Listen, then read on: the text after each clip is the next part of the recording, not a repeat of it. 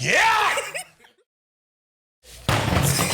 I don't know if you're like me, but some of my favorite media is pure turn your brain off kind of stuff. Think Family Guy, Loop Hero, Skyrim, Fallout 3, Starfield!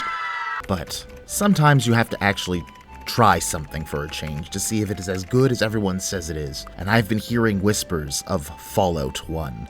I like Fallout 3, I like New Vegas, I like most of the new Fallout games, even if they are turn your brain off kind of games, but I've been told that this game is one of those games that doesn't hold your hand, and it's still praised decades later, and I thought to myself, there's no way that I could enjoy something this old, right? Could someone like me, a goopy, goblin brain-rotted to the 9th degree person, really dive into something this archaic and still find it fun? Well, trying to run a game that was released in 1997 on modern-day hardware is not fun. I had to screen record because just trying to record natively in-game is not something you can do, and it crashed so many times. But when I finally got it working... Whoa, nice graphics! I'd like to get my hands on that game. And I shouldn't even be surprised all Bethesda games are fucking messed like this. Hey, yo, what the fuck? The setup, it is simple enough. Vault 13 needs a new water chip, and it's my job to go get it. I think you're the only hope we have. Oh my god! What's wrong with your face? Why is it my job? I don't fucking know, man. Stop asking me hard questions. They give me an extremely generous deadline to find this thing, and there's other ways to extend it, but that's besides the point. Like, anyway, there is a path that the game wants you to follow, but to be fair, you can kind of just go wherever you want. The whole map is open, I found out later on, and you can just walk to endgame areas. You probably will not survive the attempt. Going just a little ways from the vault, you meet your first location and enter Shady Sands, which is just the most okayest place in the world. You can just kind of walk into people's houses and take things, like steal people's rope, steal their books, take up a few quests. There's this guy named Ian. Ian's a pretty cool guy. He's one of your companions that you can get, and he's like, hey, pay me some caps and I'll help you out. And you're just like, I have a high charisma check. Why don't you just do it just cuz? Just uproot your entire life and come with me and you might die. And he's just like, alright. Go a little farther, go down into this vault here where there isn't a chip, shoot a couple mole rats in the dick.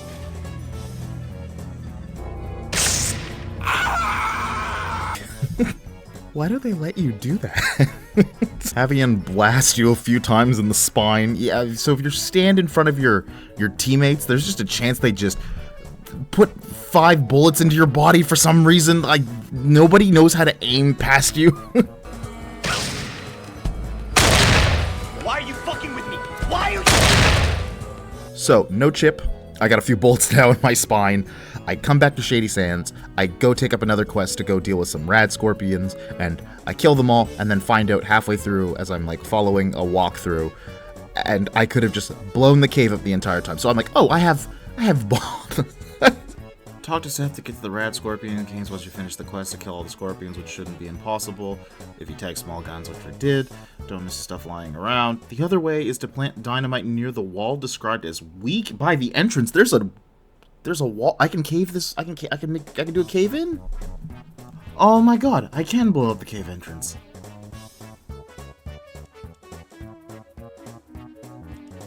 Wait, how do I drop bombs? Wait, how do I drop bombs? Minerva, let it go!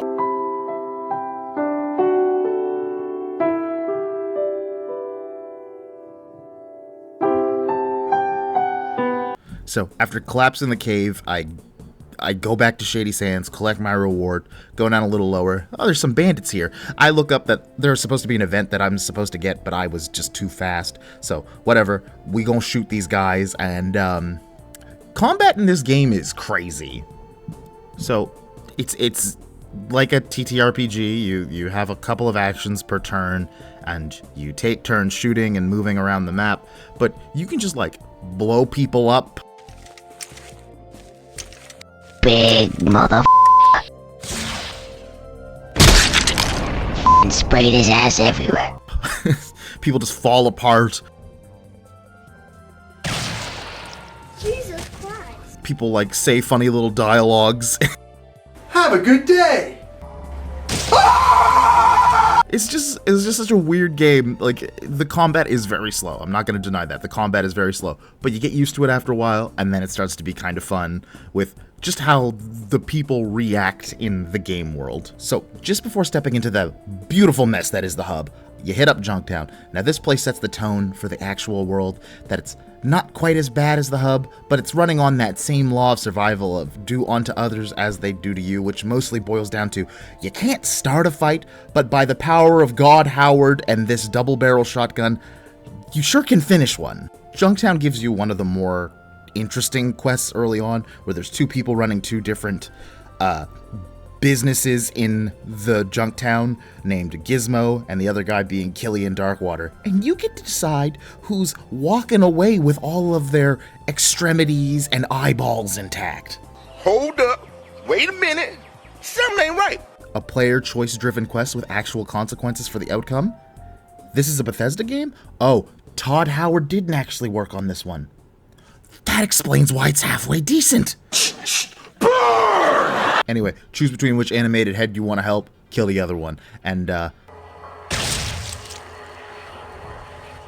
oh my god, again, as I said, some of these death animations, violent, gory, look at this, oh my god.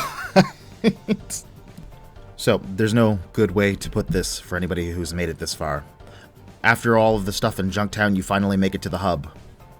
And the hub is a shithole. Nobody has your best interest in mind. Everyone wants you dead. Everybody wants everybody else dead. This place is horrible, but you get a lot of your best items here, and a lot of good armor, and a lot of good information, and some lore, and story bits. Clearly, this was the most designed area, considering how big it is. Also, before anybody else asks, I have two other companions that I got in Junktown. One is, I think, Tycho, and the other one is Dogmeat, the dog. The dog. I got the dog now, so just before we move. Anyway, do a quest, get some, amazing loot. Look at the damage. Now that's a lot of damage! I didn't put enough points in strength. Minerva can't shoot this gun. Her little baby arms can't just blow her arms off. I fight a big, scary Deathclaw for someone. Goes about as well as you think with the name Deathclaw. It's shit!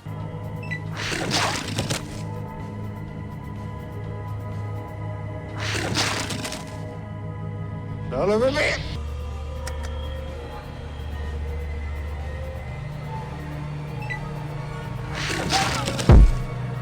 Stupid, I'm not gonna let you get the chance.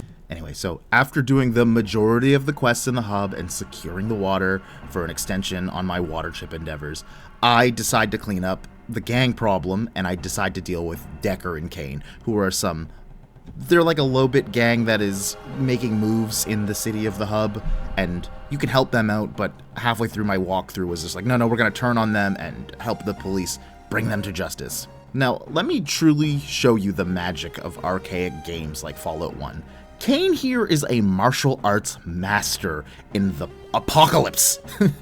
While I was growing up in the safety of the vault, being taken care of by the Pillsbury Doughboy here, Kane was reading Fist of the North Star and bathing in the ethereal light of the glow with how devastating his punches are to me. Help! Help me!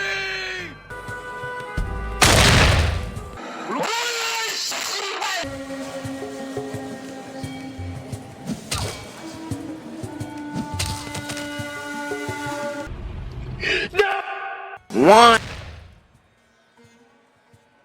two, three, four. What? What? I fought a Deathclaw before this chode. I consider, as the name implies, a Deathclaw would be more dangerous than a bald dude in a leather jacket. But you'd be wrong. I definitely die here the most. I think I died like 10 or 11 times until I'm just absolutely frustrated. I have no idea what's going on. And then I find an obscure comment in a Reddit thread where it's like, you can just steal all of his chems before he starts the fight. I'm sorry, he starts the fight just tweaking? He's fucking tweaking. Fucking tweaking! So, reload a save, walk up to Kane, pick his pocket right in front of his face, just take his chems, wave them in his face, do them myself, and enter the fight. And it goes way easier, except until when one of my teammates gets shot dead, and now I have to reload and do this all over again. Ian, why? Anyway, you finally get to leave the hub. I didn't want to do the rest of the story without experiencing the Brotherhood of Steel or any of the highly armored things. I want the cool armor that's on the front of every Fallout game. I want to wear the cool armor, okay? Let me wear the big heavy armor and feel powerful. So I go, and they literally send you on a quest. Well, I talked to the High Elder, and he said that not just anyone can join. He said you have to complete a quest first. Fucker. So they send you to probably the single dangerous part of the game where if you don't have Rad-X or Radaway, you are just going to get hard stuck in this area as you die extremely fast from the radiation exposure from this area that is just titled The Glow. Anyway, acquire this little item, go back. They don't just give you power armor, but you can, lie to this person, hey, I need this thing, hey, I need this, and attempt a repair check, and then get your armor, and oh my god, you are you are upside down thick, and you're busting out the seams in every outfit. Yeah, that must be jelly, because jam don't shake like that. Oh god, that's right, we're supposed to be doing like a water chip thing. I got so distracted. Head to Necropolis here, and you see a very normal enemy in most of the other Fallout games, in the ghouls. There's a little group of ghouls that are asking to help you. Hey, can you fix our water pump? And you're like, yeah, sure. And you finally meet super mutants here for the first time. And I'll just, you know what? It's better just to show you. Hello, pretty lady. You look real nice. Harry's great. I really like Harry. But say hi to Harry, everybody. Now say bye to everybody. Say bye to Harry. You fucked up, bitch. Now with water chip in hand, we can finally go and beat the game, and it's not over. Why isn't the game over? I don't like your reports. What was in the reports, that is. In fact, they scared the heck out of me. It's those mutants. I've done some calculations and, well, I've come to an unpleasant conclusion. The mutant population is far greater than could be expected by natural growth or mutations. Sorry, so this is just a little off script here. Why does he care that there are mutants out there? Why is this our problem? Let's just seal the vault again. They don't know we're here, and they're probably never gonna find out we're here. Fine. I'll go be the hero again. I don't know why you want me to do this, but fine. Anyway, with power armor finally from the Brotherhood of Steel strapped on, I set my sights on the military base, one of the two endgame areas, the home of the FEV virus. Before stepping in, I dismiss all my companions, not because I don't like them, but because I don't trust Ian to not accidentally blast me in the spine while I am going toe-to-toe with a pack of super mutants. You're done, Ian. It's over. Yeah, you're done. Yeah, you're done, buddy. Yeah. And the military base is basically just pure carnage of just melting faces room by room until one super mutant gets lucky and becomes himself alone the honored one and chunks me for like 80% of my health. Is it dead, motherfucker? Why me? I missed.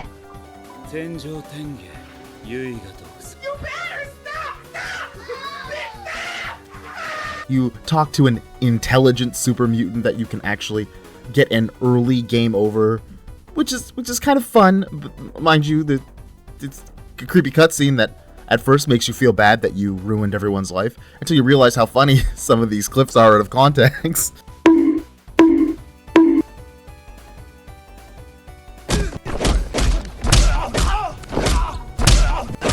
Man!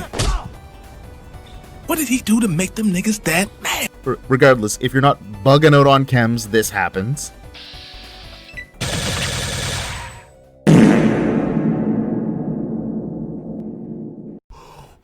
What the fuck? He one-shot me? Yo. Let me freaking lose it! Get out of your mind! Get out of your... Remind yourself that this game was developed in the 90s and you have an escape sequence where you blow up the base and make your daring escape. Fuck! Fuck! Fuck! Fuck! Fuck!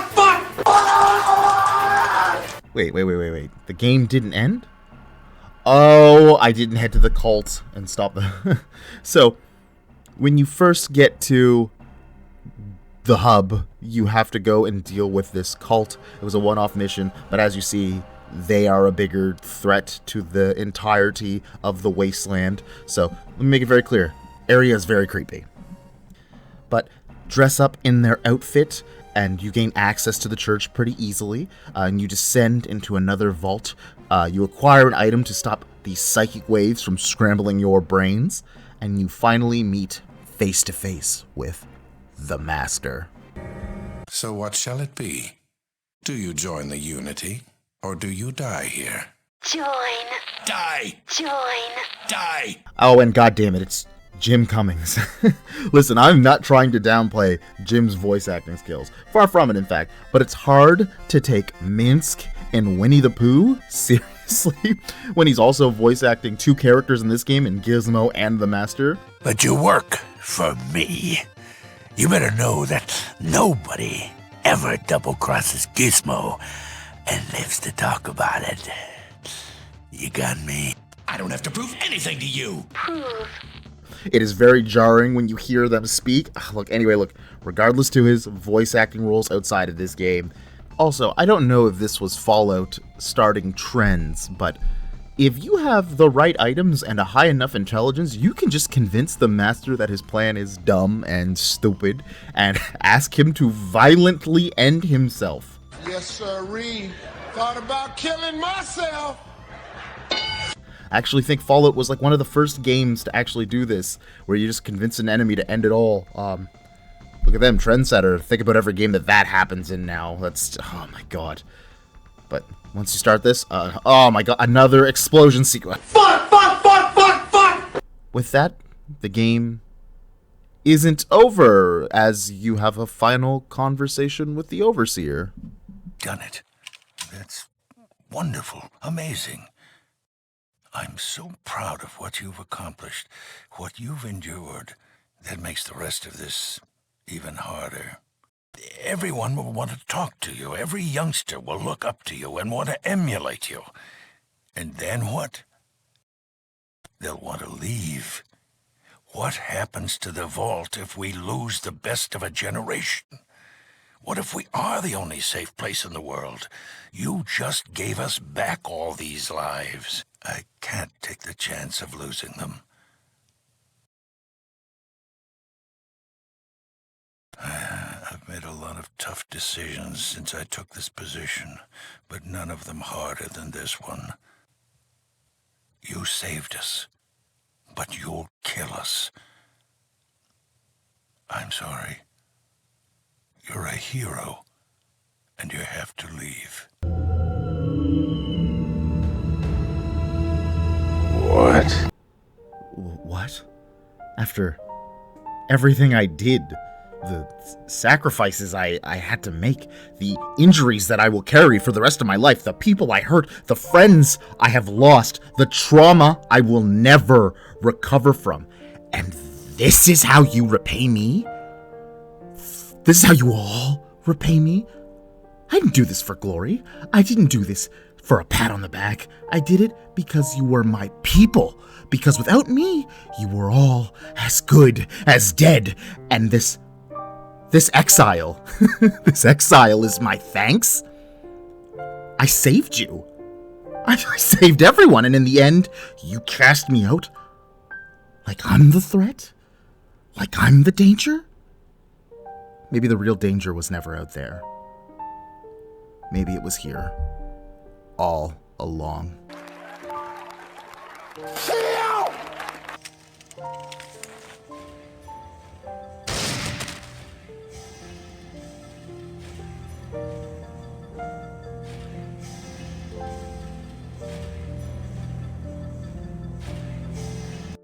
And so I watch as Minerva, my character, walks alone into the wasteland. The unfortunate truth is he was right. Before violently dealing with the Overseer, mind you, but in that moment I knew this adventure had changed my character. The ending still holds up, and even now, for all of its age and all of its archaic systems, Fallout 1 remains a masterfully crafted game. It is messy at times, brutal at others, but its story, and some of the quests and choices, and especially its ending, will stick with you for a very long time. If you decide to play it yourself, please, and I hope you do, I urge you, use a walkthrough like I did. You will not regret it for a second, because this game, it's so worth it.